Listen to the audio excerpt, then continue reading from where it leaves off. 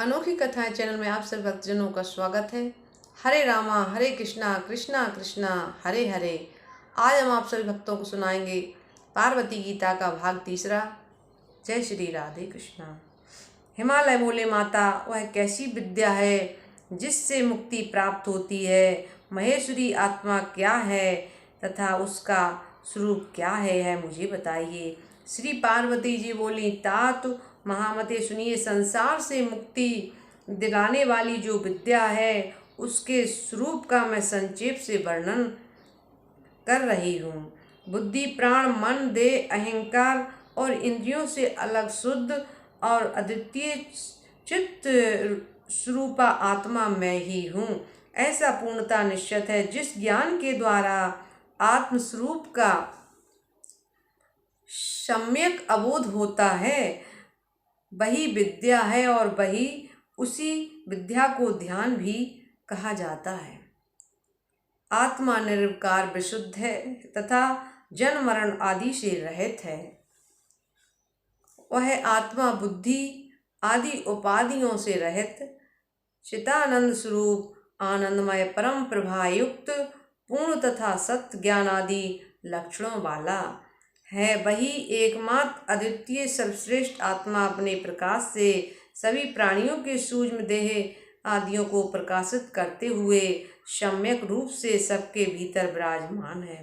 गिरिराज, इस प्रकार मैंने आपसे आत्मा के स्वरूप का वर्णन कर दिया। मनुष्य को एकाग्रचित होकर इस प्रकार के लक्षण वाले आत्मा का नित्य चिंतन करना चाहिए। देह आदि अनात्म पदार्थों में आत्म बुद्धि का परित्याग कर देना चाहिए, क्योंकि वैसी बुद्धि राग देश आदि दोषों का मूल कारण है। राग देश आदि दोषों से दोषयुक्त कर्म ही संभव है। उनसे प्राणी जन्म मरण की प्रक्रिया से निरंतर बंधा रहता है। अतः शरीर आदि अनात्म पदार्थों में उस आत्मबुद्धि का परित्याग कर देना चाहिए। हिमालय बोले, शिवे, राग देश आदि पापात्मक अशुभ अदृष्ट पैदा होता है, उसका परित्याग लोग किस प्रकार करें, इसे आप कृपा करके मुझे बताइए। जो लोग दूसरे मनुष्य का अपकार करते हैं उनके प्रति वह व्यक्ति सहिष्णुता का भाव किस प्रकार रखे और उनके प्रति उस व्यक्ति में किस प्रकार से इष्टनिष्ठ विषयक राग देश न हो। श्री पार्वती जी बोली, अपकार किसका किया गया इस पर शीघ्र विचार करना चाहिए। उस पर विचार करने से दोष उत्पन्न ही नहीं होगा। 5 महाभूतों से मिलकर यह देह बना हुआ है, जिससे यह जीव स्वयं भिन्न है। यह शरीर या तो अग्नि के द्वारा जला दिया जाता है या शिवा सियार आदि के द्वारा भक्षित कर लिया जाता है, किंतु आत्मा नहीं। जो इस प्रकार का ज्ञान रखता है उसका भला कौन अपकार कर सकता है। अपने आप में पूर्ण तथा सच्चिदानंद स्वरूप वाला यह विशुद्ध आत्मा न उत्पन्न होता है, न मरता है, न सुख दुख आदि द्वंद्वों में लिप्त होता है और न तो कष्ट ही भोगता है। अतः शरीर के काटे जाने पर भी इस आत्मा को कोई अपकार नहीं करता। गिरिराज, जैसे घर के अंदर अवस्थित आकाश पर घर के जलने का कोई प्रभाव नहीं पड़ता, उसी प्रकार शरीर के अंदर अव्यस्त आत्मा पर शरीर के छेदन आदि का कोई प्रभाव नहीं पड़ता। जो मारने में इस आत्मा को मारने वाला समझता है और जो शरीर के मारे जाने पर आत्मा को मारा गया समझता है, ऐसा सोचने वाले वे दोनों ही लोग भ्रमचित्त वाले हैं, क्योंकि यह आत्मा ना तो मारता है और ना मारा ही जाता है। अपने स्वरूप को इस प्रकार जानकर और देश छोड़कर मनुष्य सुखी हो जाए। देश मन के संताप का मूल है। देश संसारिक संबंधों को भंग करने वाला है। देश मोक्ष प्राप्ति में विघ्न उत्पन्न करने वाला है। अतः प्रयत्नपूर्वक उसका परित्याग कर देना चाहिए। हिमालय बोले, देवी, यदि देह तथा परमात्म स्वरूप जीव का इस लोक में अपकार नहीं होता और ये दोनों दुख के भागी नहीं होते, तो फिर जिस दुख का साक्षात अनुभव होता है वह किसे होता है?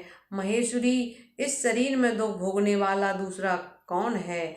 यदि मुझ पर आपकी कृपा है तो आप मुझे इस विषय को यथार्थ रूप से बताइए। श्री पार्वती जी बोली, ना तो इस देह को और ना तो इस परमात्मा स्वरूप को, आत्मा को ही दुख होता है।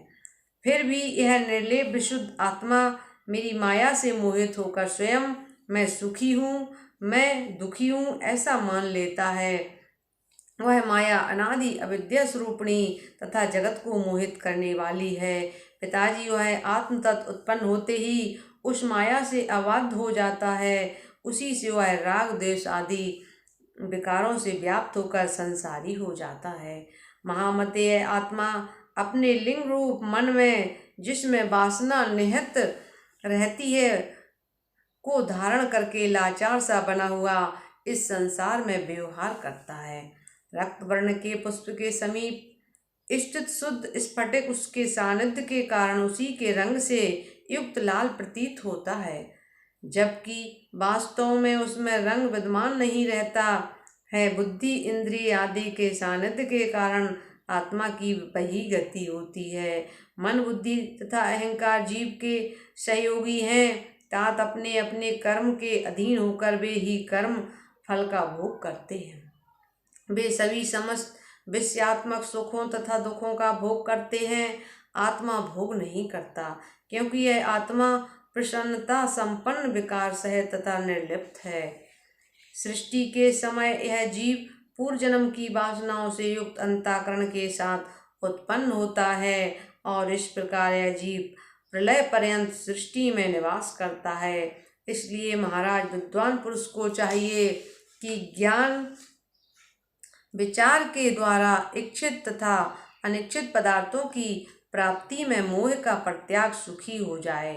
देह मन के संताप का मूल है और यह देह संसार का कारण भी है। यह देह कर्म से उत्पन्न होता है और वह कर्म पाप तथा पुण्य भेद से दो प्रकार का होता है। राजेंद्र, उन्हीं पाप पुण्य के अंश के अनुसार जीव को सुख तथा दुख प्राप्त होते हैं। दिन एवं रात की भांति इन सुख और दुख का उल्लंघन नहीं किया जा सकता। स्वर्ग आदि की प्राप्ति कामना करने वाला विद्वान पूर्वक पुण्य कर्म करके स्वर्ग प्राप्त करने के बाद भी शीघ्र ही कर्म से प्रेरित होकर पुनः मृत्यु लोक में गिरता है। ऐसे विद्वान को आसक्ति का त्याग करते हुए विद्या अभ्यास में तत्पर रहकर तथा सत्संग करके परम सुख की अभिलाषा रखनी चाहिए। हिमालय बोले, शिवे, यह पंच महाभूतात्मक देह ही दुख का कारण है, क्योंकि उसे से विलग जीव दुखों से प्रभावित नहीं होता। हे माता महेश्वरी, जिस देह को प्राप्त कर यह जीव पुण्य कार्य करके स्वर्ग प्राप्त करता है, वह यह देह को किस प्रकार उत्पन्न होता है और यह जीव पुण्य के क्षीण होने पर पुनः पृथ्वी पर किस प्रकार उत्पन्न होता है। यदि आप मुझ पर कृपा रखती हो तो उन बातों को शीघ्र ही विस्तार पूर्वक बताइए। श्री पार्वती जी बोली, पृथ्वी, जल, अग्नि, वायु और आकाश, इन पंच महाभूतों से यह देह निर्मित है, इसलिए यह पांच भौतिक कहा गया है। बोलिए भक्तवत्सल भगवान की जय। सभी भक्तों को हरे रामा हरे कृष्णा कृष्णा कृष्णा हरे हरे। जय श्री राधे कृष्णा।